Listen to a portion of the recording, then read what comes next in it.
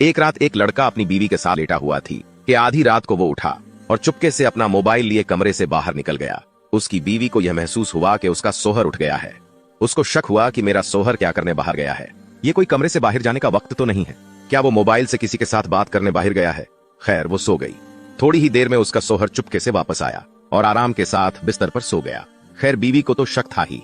सुबह शौहर उठा तो बीवी ने पूछा कि क्या आप ठीक तो हो ना? शौहर कहने लगा, हाँ मैं बिल्कुल ठीक हूं, लेकिन आज आप अचानक ये क्यों पूछ रही हो?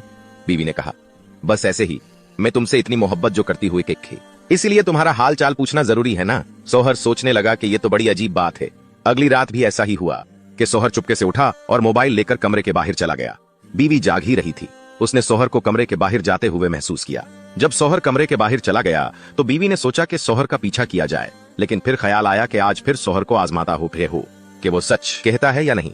कुछ देर में शौहर वापस आकर बीवी के बगल में सो गया।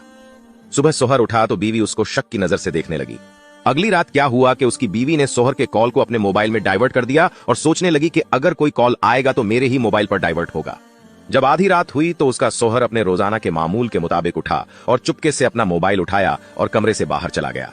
बीवी को तो शक पहले से ही था और वो अब इंतजार कर रही थी कि आज कोई तो उसके नंबर पर कॉल करेगा ही, लेकिन किसी ने भी कॉल नहीं की और उसका शौहर थोड़ी ही देर में वापस आकर सो गया। बीवी सोचने लगी कि बड़ी अजीब बात है, कॉल भी नहीं आया, आखिर ये क्या करने के लिए रोज जाता है। खैर, वो सो गई। अगली रात फिर वैसा ही हुआ। शौहर बिस्तर से उठा, अपने मोबाइल के साथ बाहर निकल गया। बीवी को बिस्तर पर चैन नहीं आ रहा था।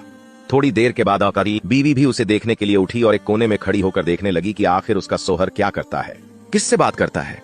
बीवी ने देखा कि शौहर कुरान पाक लेकर बैठ गया और उनका तर्जुमा समझने लगा। वो मोबाइल में देखता जाता और कुरान की आयतों को समझता जाता। बीवी ने जब ये देखा तो वो हैरान रह गई। उसने फौरन अपने शौहर से माफी मांगते हुए कहा कि मुझे माफ कर देना, मैंने आपको गलत समझा। शौहर कहने लगा, मैं एक आवारा लड़का था। अल्लाह का शुक्र है, अल्लाह ने मुझे ईमान नसीब किया। दिन में मुझे काम की वजह से वक्त नहीं मिलता है, इसलिए मैं रात को कुरान पाक समझने के लिए बैठ जाता हूँ। अल्लाह का शुक्र है कि मेरे ईमान लाने के बाद अल्लाह ने मुझे तुम जैसी नेक बीवी अता की। दोस्तों, आज देखा जाए तो हम पैदाइशी मुसलमान हैं, पर हमने कभी कुरान को समझा नहीं, सिर्फ और सिर्फ पढ़ा। बहुत ऐसे लोग हैं जो इस दुनिया में अल्लाह की किताब कुरान को समझते हैं और ईमान ले आते हैं। अल्लाह के वहाँ हम पैदाइशी नाम के मुसलमान से 1000 गुनाह बेहतर है वो जो नॉन मुस्लिम होकर भी ईमान ले आते हैं और हमसे कहीं गुनाह ज्यादा वो नेक बन जाते हैं। उनका मकाम अल्लाह के वहाँ बहुत ही बुलंद होगा इंशाअल्लाह। हम उम्मीद करते हैं कि आज की वीडियो भी आपको जरूर पसंद आई होगी और अगर